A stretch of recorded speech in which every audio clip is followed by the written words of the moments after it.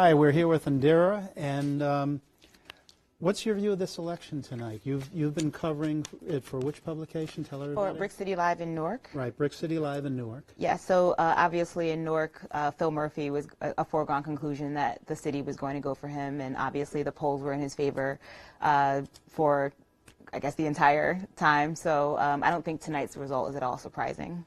What did you find when you spoke with residents in Newark for Brick City Live?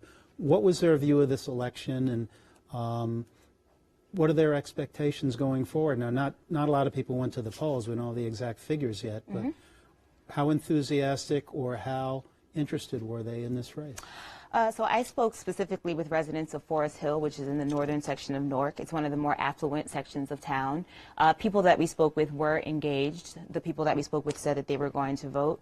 And people were really interested in kind of highly local issues. For example, there's a park that runs adjacent to the neighborhood. They were interested in how Green Acres funding was going to be sort of allocated to fixing up the park. People were interested in things like roads, speed bumps to make sure that the kids weren't getting hit by cars that were, traveling really fast.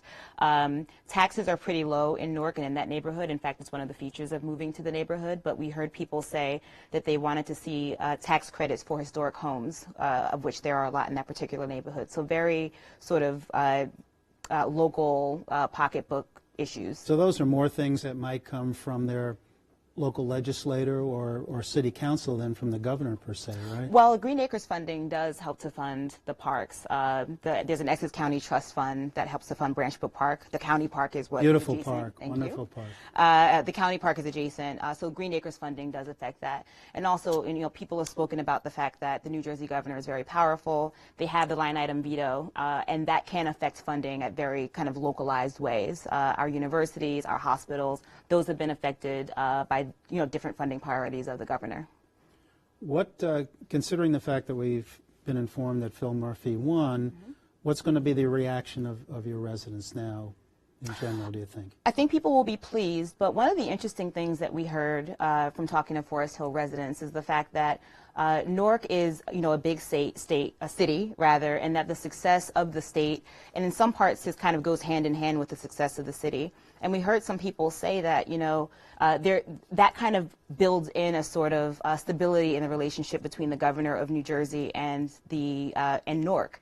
You saw for the Amazon deal, for example, Newark and Christie going hand in hand with their proposal to Amazon, with both the city and the state kicking in part of that the tax breaks that they're offering to Amazon.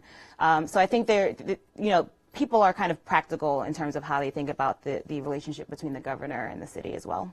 Very quickly, is Newark coming back? I keep hearing rumors about that. It's absolutely coming back. And how so? Just give us a quick snapshot for a moment. Well, I think, we've been talking about a renaissance for years, but there's currently $2 billion of investment coming out of the ground literally right now. That's not something that you could say about Newark for the past 30 years that we've been talking about a renaissance.